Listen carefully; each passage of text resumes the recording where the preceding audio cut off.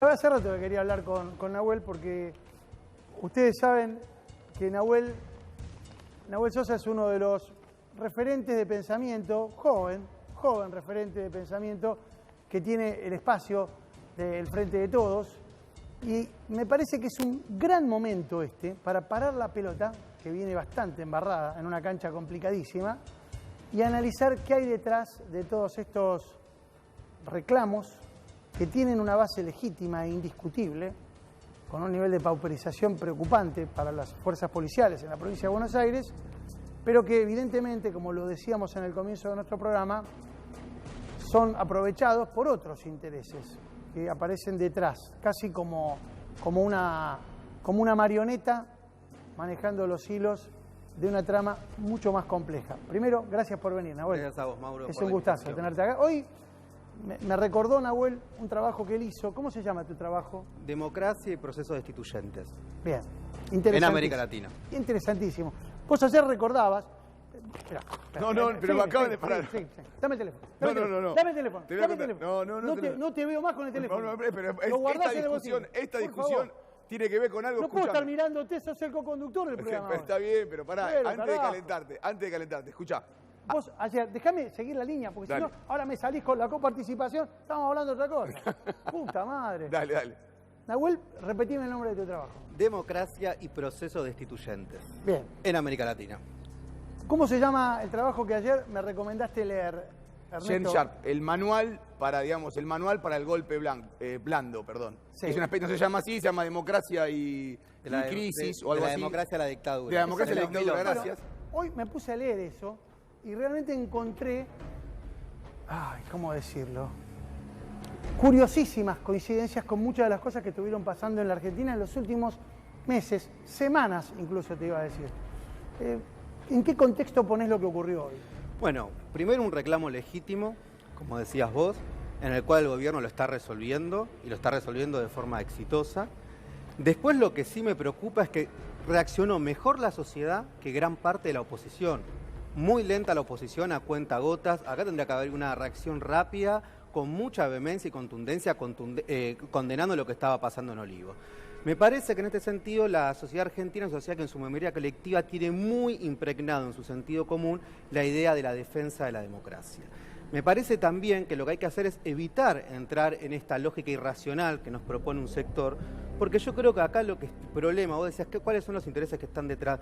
No es esto, sino que las derechas, en los últimos años, y sobre todo porque hoy lo que se está poniendo en discusión es si de esta crisis de la pandemia se sale con más igualdad, más Estado, más democracia, o por el contrario se sale con más discursos de odio y con un nuevo negocio de las élites y del establishment. Con lo que decía acá el colega, efectivamente el trabajo que yo había hecho hablaba de Gene Sharp. ¿Quién es Gene Sharp? Te preguntarás vos. Bueno, un filósofo, asesor de la CIA, que justamente hablaba de cómo derribar a los populismos. ¿Cuándo hace esto? Cuando empiezan a aparecer en el siglo XXI los gobiernos populares. Lula, Mujica, Correa, etc. Sí.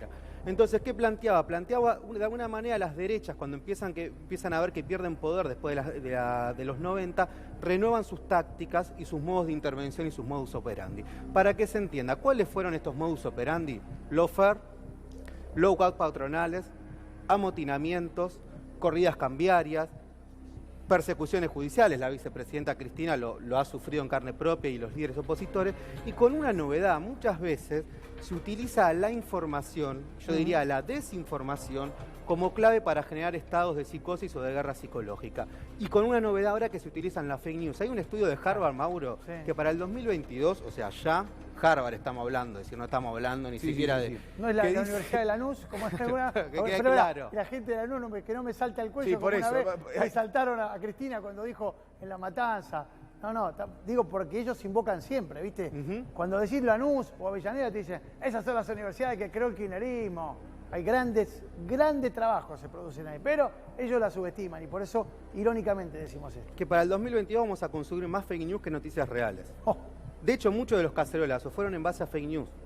Entonces, el problema de estas etapas que plantean es que hay una idea primero de ablandamiento, luego de focos que parecen como dispersos, pero que tienen cierta articulación, y luego lo que se busca es una fractura institucional. Hay una que no la desarmamos porque fue tan obvia. El otro día, déjame contarlo muy brevemente, el otro día ¿Se acuerdan la quema de los barbijos? Sí, sí. Bueno, de la quema de los barbijos extrapolaron la foto de 2 personas y dijeron Juan Capucheta y Romina Zacarunga, 2 militantes de la Cámpora, uno trabaja en tal lado. Claro, te ponen los nombres, los apellidos, el lugar donde trabajan. Y mucha gente se morfó el amague y dijo, viste que la Cámpora armando los barbijos. Macana, eran macana. No tenían nada que ver con esas 2 personas aludidas, que ni siquiera existen, por otra parte, pero armaron una noticia de la nada, mintiendo además. Totalmente. Con un hecho grave como era este de la quema de los barbijos. Mira, hay un filósofo que llamaba Nietzsche que decía lo que importa no son los hechos sino las interpretaciones de los hechos. Los de papa, me gustaban a mí los de papa. El problema es que con las fake news es peor, porque ni siquiera sabemos si esos hechos son reales, porque Sí. se editan, porque se construyen, Claro. o sea, directamente el propio hecho está en tela de juicio. Y una periodista que vos conocés muy bien, Estela Caloni, justamente habla de que lo que se está haciendo es una renovada doctrina de seguridad nacional. ¿Sí? Bien, Estela hace hincapié mucho En- en varios ejemplos latinoamericanos, ¿no? A ver, Estela es una experta, bueno, en Venezuela, en Bolivia, y vos hiciste referencia cuando hablábamos, me mencionaste varios ejemplos. Ecuador, me mencionaste Bolivia. A ver, Mauro, en el siglo XXI, o sea, estamos hablando de los últimos 15 años, Sí. hay más de 5 golpes de Estado de nuevo tipo en la región. Impeachment, interrupciones, como vos lo quieras poner, yo lo llamo golpe de Estado de nuevo tipo, porque me parece que es una mirada muy parlamentarista para pensar que es un impeachment. Entonces, vamos, Honduras, Celaya. Un helicóptero que lo saca al presidente Manuel Zelaya en Honduras. Lugo, juicio express en menos de 24 horas. Dilma Rousseff, lo mismo. El famoso impeachment de Brasil. que la El destituyó. famoso impeachment. Después tenemos, Evo Morales. Evo Morales, Evo pero además Morales, de Evo Morales tiene que no lo condenó Juntos por el Cambio. Claro. Y que tampoco hubo un comunicado oficial de Juntos por el Cambio por esto. Ujú. Articides, no sé si te acordás, en Haití. Y después tenemos otros intentos, 2008, acuartelamiento a Rafael Correa en Ecuador. Sí, sí. Los intentos de lockout y de corridas cambiarias a Cristina. Tenemos también el caso de... Pero, Nahuel, te quería llevar a un tema que me parece que es fundamental para entenderlo. Estamos viendo imágenes de lo Sí. que fue Quito en aquel intento de acuartelamiento que generó muchísima violencia en las calles de Ecuador. Sí, que lo secuestraron a Rafael Correa. Fue secuestrado el Tal presidente, cual. ni más ni menos. Pero te iba a preguntar, hay algo que se está diciendo últimamente que es el peronismo perdió el control de la calle. Esto, aparte de ser una irrealidad, porque estamos en pandemia, hoy fue todo lo contrario.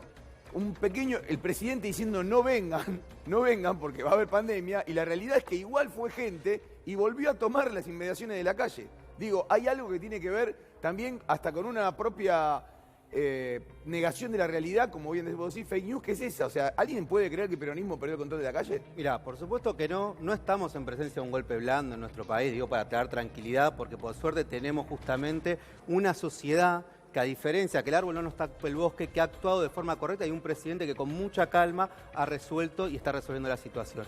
No obstante, a lo que a mí me interesa marcar es una cosa. El neoliberalismo es un proyecto económico, pero fundamentalmente es un proyecto cultural. ¿Qué quiere decir esto? No puede aplicar sus políticas de ajuste si primero no construye consensos sociales.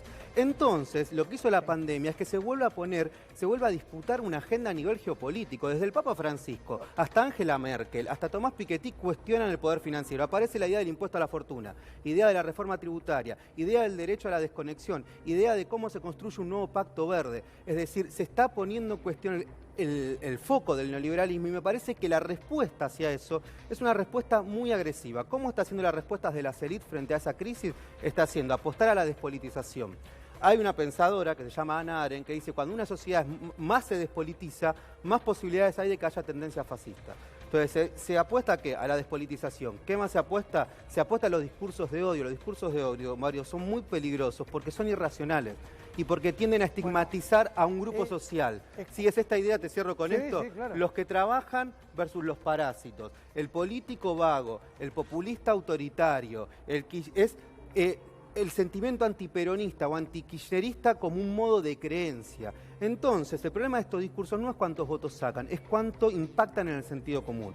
Por eso, cuando uno dice, bueno, ¿y cuál es la respuesta a esto? La respuesta a esto es más participación, más democracia, más cuidado, porque hay algo que que visibilizó el COVID, que es la ética del cuidado, revalorizó el paradigma de los cuidados, revalorizó el rol.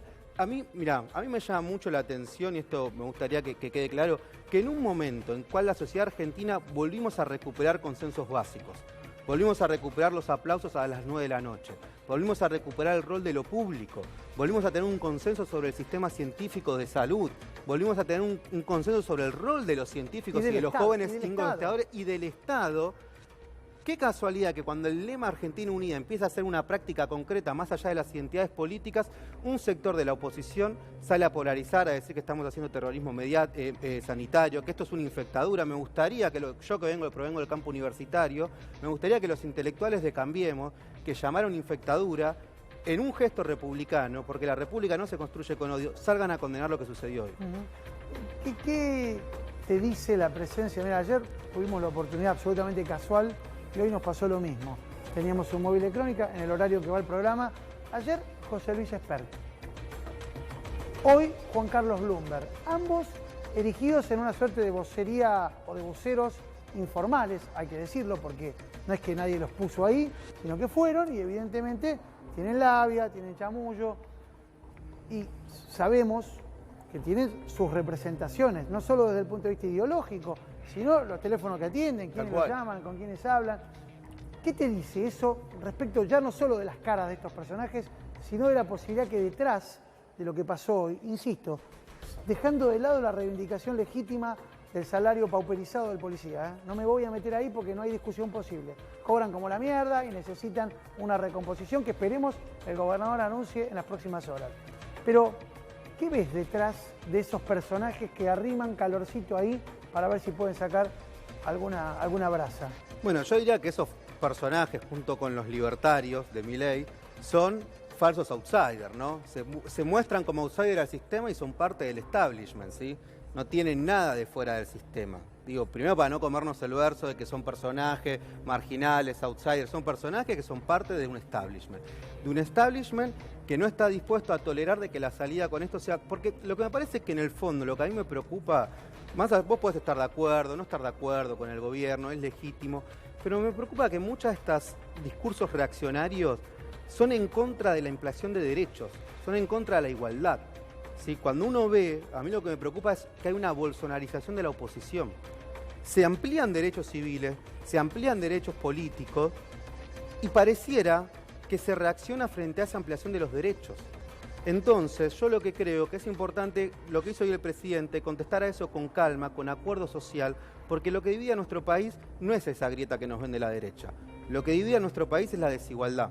¿Sí? La desigualdad en términos de género, la desigualdad en términos distributivos, la desigualdad ecológica, y esos son los puntos que hay que poner en discusión. Por eso creo que la salida hacia esto va a ser una salida con un Estado y con un gobierno, porque esto no nos puede tapar que hubo un éxito de la sociedad argentina. La sociedad argentina está hace muchos días en cuarentena y ha cumplido en su gran mayoría y ha apostado a volver al lazo colectivo frente al hiperindividualismo que nos propone la lógica del mercado. ¿Tenés un rato, Nahuel? ¿Cómo no? Voy a hacer una columna que tenemos los miércoles y que me parece va a venir muy a cuento lo que estamos planteando respecto de la actitud de los policías y continuamos charlando con Nahuel Sosa.